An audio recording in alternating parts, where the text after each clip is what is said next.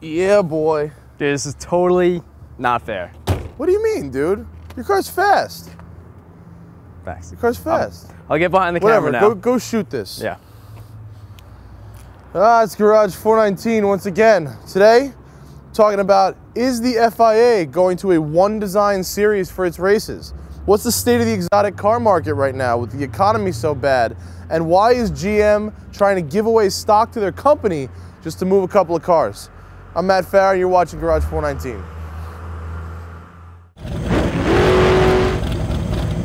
This episode of Garage419 is brought to you by Valvoline's automotive series Under the Hood with Brandon and the Frog. Watch for new episodes at brandonandthefrog.com. All right, now that I'm done playing with my Lamborghini, we are at Gotham Dream Cars. Noah Lehmann-Haupt, thanks for being on the program, brother. What's up? My former boss, and now my friend. We get to come play with these cars when we are bored. It's true. Thanks for being on the show, dude. Hey, Appreciate thank it. you for Good to have you having me back. always. So listen, dude, let's talk about cars here. Let's talk about cars. We do this from time to time. We do. Now, our last episode, we talked about the Nissan GTR, how if you deactivate the traction control and activate the launch control, it immediately voids the warranties, and a couple of people are getting the old shaft for that. I think that's a load of crap. Well, just to be clear, the car cannot run the advertised performance numbers without doing that. Right. It's the only way to do it. And I think, look, I think there's a line that you have to draw when you're talking about performance cars and what is acceptable or not to do with them. If you buy a Lamborghini and drive it off a cliff, for example, and then would like to file a warranty claim saying that your car is crushed, that's not a warrantyable claim. That's not, that's a stupid thing that you But did. let's say you buy a Lamborghini and you do some hard launches and blow the clutch. Right. Or blow the E-gear pump or the transmission. So it depends on when the clutch blows. Lamborghini takes a fairly fair stance about it. We've had clutches that have gone in 2,000 miles that have been warranted. Okay. Because they recognize that the usable life of a car is a certain amount of time, or usable life of a clutch is a certain amount of time. The reality is they can look at the computer. So if you blow a clutch and they see, look, you have been abusive to the car. You have over-revved it, you've launched it 30, 40 times.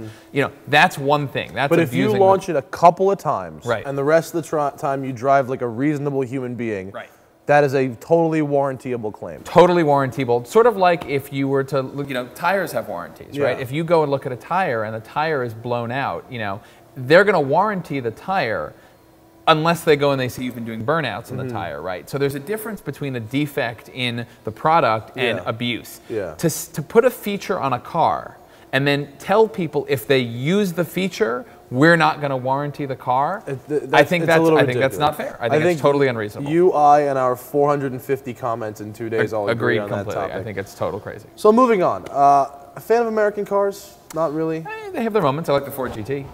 Ford GT, the Corvettes, they're good cars. Yeah, not so much the Corvettes. I like the Ford GT. Well, I like my Corvettes. So there is a dealership in Texas that's called, can't think of what it's called, doesn't matter right now. There's a dealer in Texas. They are giving away 50 shares of GM stock, okay, with the purchase of every new car. Let me do the math on that. Yeah. That's $51. That's unbelievable. It's worth nothing. It's going to be, and it's probably going to be worth less. GM is worth, I think the number is, it's worth about as much as it was worth in 1929 right now. Not looking good. Not a lot. It's in trouble. So it's a gimmick. That sounds like a fun gimmick. It sounds like a fun gimmick. And on the other hand, GMAC, which is the company's in-house lending company that they actually share with Chrysler, is paying. They're paying each dealer $250 every time they send a potential financier somewhere else. So we'll give you $250 if you send him to a different financing company. Please don't give us any more subprime borrowers who are going to default and ruin our lives. Yeah. So do you think they literally they don't want any more new customers and they're just trying to clean up the mess they have? Do you think they don't have the money to lend? I think they probably went and did a calculation and discovered that it was costing them $500 every time somebody was going through GMAC. Yeah. So they realized rather than lose, it's a very big company attitude to take. We're losing $500 a customer, so let's guarantee losing losing $250 a customer to make it stop until happening. we figure out a better plan. Because you've got to incentivize. You've got to. The other way to do it would just say, GMAC is no longer taking lease deals or finance deals, but that's going to have negative PR implications of it. So that sounds like paying off dealers to send customers elsewhere is not a very confidence-inspiring move either. Let me call my broker really quickly to tell them to short GM even more. So yeah, tell them to trade it all for GM stock. Oof, not good. All right, now, something a little more closer to your and my heart. I've been watching the BarrettJackson collector car auctions this past week from Vegas, and it's usually a pretty good indicator of what the top dollar value of a certain car is, because they're all, every car at the auction is pristine in one way or another. That's the highest you're going to see them for, and their values are dismal.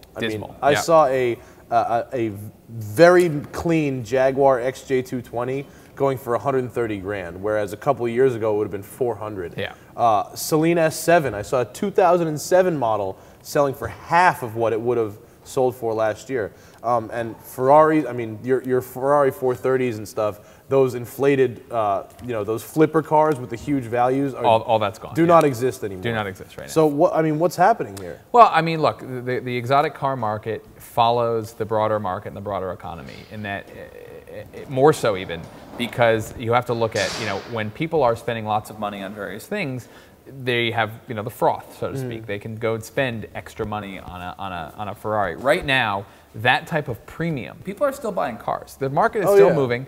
People are still renting cars. The market is definitely moving there. But the premium that people are willing to pay on certain model cars has evaporated.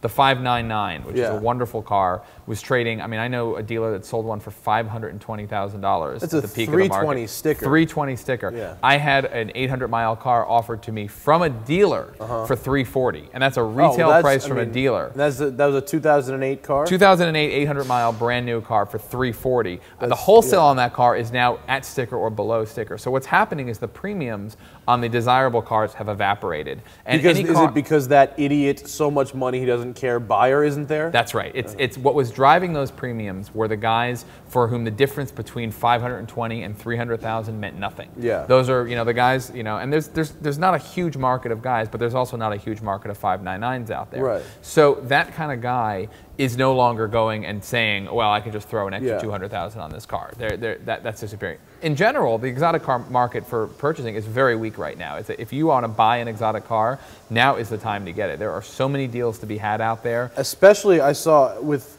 not even skipping past exotic cars, the collectible muscle cars. Right. 2 years ago, Shelby GT350s and Hemi Cudas were in the $200,000 to $300,000 range. Yep. Now, if you get one that cracks, and I'm just going by BarrettJackson values here. If you get one that cracks 150, there's something special about it, because it's just not happening. There is a huge buying opportunity, just like in the stock market. I think there's a buying opportunity in the stock market. There is a buying opportunity. I'm going to butcher the Ferris Bueller quote, but if you have the means, I highly suggest picking one up. Of course, it is really, but now more so than ever, because think about a 360. What could you get? You can get a 360 with some miles on 80s, it for 80s probably, maybe low 90s. It's so reasonable right now. Now, obviously, if you're a seller, because you got to look at it, the reason this is happening is because the market is being flooded. You've got all these people who are still fairly wealthy and still doing well, but the first thing that their wives are going to say to them is, honey, that Lamborghini's out of here, dump it. And he goes, yeah, you're right. Well, there's also isn't there another angle of people who don't want to be seen driving the Lamborghini anymore? Absolutely, yeah. Thankfully, fewer than you think. There are definitely some people who are a little embarrassed to be doing it. I think owning and driving an exotic car for people, it's a very personal thing, and I think people we're not quite at the point where it's an anti-status symbol. I think you're not seeing people going out and paying the premiums on the cars, but I think people are not really. We're not at a point where they're embarrassed. I wouldn't say it's more with the Ferraris and Lamborghinis as it would be with like the Bentley GT, right? Where it's like instead of spending $200,000 on a Bentley GT, I could spend 75 on a Benz, and still have a luxury. That's where you're going to see. That's where that drop. In fact, it's interesting. Aston Martin. I don't know if you've discussed this on the show. Aston Martin has just talked. There was an article in Auto Week about they are going to be looking to move upmarket because they feel that the segment that they're in right now with the DB9, the 120 to 180 segment, is going to see a lot of pressure, and they want to move into the 250 and up segment. A lot of the mid hundreds is going to be undercut by the people who say, well, I could grab a Porsche for exactly. 80 I'll get a 9, maybe I'll get a 911 for 80. Yeah. Maybe I'll get an S5. An S550 is a great car. I mean, like I would put the S550 in a Bentley Continental GT. You know, power differences aside, roughly on the same. In terms of build quality and luxury level. Totally. I mean, the S550. I actually prefer the SL63 to the Bentley GT. After driving them both. The S550 and also it's like a $80,000 car. Pardon me, $80,000 car. Yeah. So I mean, you know, 80 versus 170. You know, you're at a big difference there. Yeah. So. We're going to take a quick break. When we come back, we are going to talk about what the FIA is doing that might turn Formula One into a European version of NASCAR. Stick around. Make sure you have the right oil, the right tools. Now, I like to use a high mileage oil on this baby here because my girl, this 1970 Camaro Z28, has been around the block a few times. And I don't mean that with any disrespect.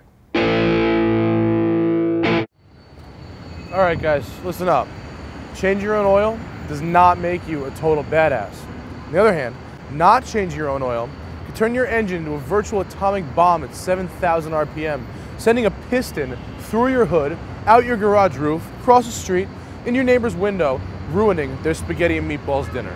Now, what kind of neighbor would you be then, huh? So do yourself a favor, do me a favor, most importantly, do your car a favor. Go watch Under the Hood with Brandon the Frog at BrandonTheFrog.com and learn how to change your own oil properly. That way we can avoid these type of, incidents. All right, and we're back with Noah from Gotham Dream Cars. Noah, are you a Formula One fan? Not really. Me no, either. Listen, I appreciate Formula One. A fan is a very specific type of. I don't watch the races. You know, I don't follow the drama. It's not my thing. But you like the idea of Formula One. Oh, I think the idea of Formula One is great. I am incredibly impressed with the drivers. Yeah. I think the cars are cool as hell. I've never been a racing fan. I like racing, but I can't get into Formula One because I don't see enough passing and enough actual action on the racetrack. I can watch the 4-minute highlight reel at the end of the race. Okay, I got it now. But here's the thing. Apparently, the FIA is shopping around for different supplies and technology manufacturers to try and make a one-design engine by 2010 that all the teams can use to try and kind of make engine development and having a racing team being a little less expensive. Good idea, bad idea? I would say very bad idea. Why? Well, okay. Formula One has a place in the world. Okay, it's got a huge fan base. Europe, not the United States. Formula One is a huge driver of technology. Yeah. I think a lot of the advancements you've seen in Ferraris, which are not on the camera F1, right now, the F1 transmissions, the carbon ceramic brakes, the technology innovations, and that comes from competition. That's I'm a capitalist at heart. I believe competition breeds innovation, breeds benefits for consumers. Formula One, by having these manufacturers spend more money and compete with each other, they are innovating. They are coming up with technologies that are making their way into performance road cars and everyday road cars as well, that I think is valuable. And I think you have to have the full range of competition. There are plenty of racing series out there where you have spec racing, where you have driver-to-driver competition. That's great. You can have really good drivers out there. But the whole point of Formula One is that it's the pinnacle of everything. It's the pinnacle, the best drivers, the best cars, the best technology, the best tracks. And I think if you dilute any one of those things, it hurts the overall benefit of the sport. Well, plus I think a lot of the competition, when you hear about competition between Formula One teams, you don't hear about Alonso versus Massa. You hear about Ferrari versus McLaren. And that's the whole point, which is that the different drivers are part of a team. Yeah. They are as much a part of the team as they are as the drivers for Ferrari are as valuable as the guys who are designing the engines. Yeah. One wouldn't work without the other. If you level the playing field literally as far as technology goes, then it's just the driver, which is fine, and there's a place for that in various parts of the sport. I think Formula One, that's not the place for that. I tend to agree with you. I mean, as much as I would like to see the racing get a little more exciting, as much as I don't like NASCAR, there are more passes made in the last 3 laps of a NASCAR race than in an entire Formula One season. Right. You know what I mean? I watched a race recently. There was like 2 passes the whole race. So there's a balance, right? Yeah. You have to delicately juggle the various factors. You've got end user entertainment, right? No one's going to watch. Formula One is nothing if people don't watch it. You know, otherwise it's just a big self-congratulatory, you know, racing session. So you have to make sure that it's fun for the fans, but you have to balance the technology development and competitiveness on the side of the teams and the drivers. So I think it is very important that you keep that balance in mind. There are other things that you can do to make it more exciting. I think if you take away the innovation in engine development, then I think you're causing problems on that. I agree. You change the courses around and make them more technically challenging too. Yeah, I definitely agree. And we want to hear from you guys too. Question of the day. We want to know what you think about Formula One. Should they go to one engine? Should they leave engine development up to the teams and let them spend as much money as they want? But leave a comment below. And I do read them. I promise. I have no life. I read your comments. Additionally, this is the last talking show that we have before the Garage419 Invitational this Sunday. Yeah. You're going to be there, right? Oh, definitely. He's coming. Noah's coming. He's going to bring some cars to I think check it's out. Celine on the go-kart track. I want to see that actually. Yeah. Do that. If we can get that, if we can make it actually physically fit on the go-kart track, we will do it. We'll try. I will run over other go-karts. Exactly. This Sunday, October 26th, Grand Prix New York in Mount Kisco, New York, the hottest indoor go-karting track in the Northeast. I'm going to be there. The whole crew's going to be there. And the only way you can get one of the last 4 spots into the race is to show up and win it at the raffle. I got 4 spots to give away, and one of them can be yours. Till next time, I'm Matt Farah. Noah, gracias. Thank you, Matt. Stick around. See you Sunday. Still want to be seen. Yeah. But there is definitely the kind of person who... Nice. Keep it rolling. Keep it rolling.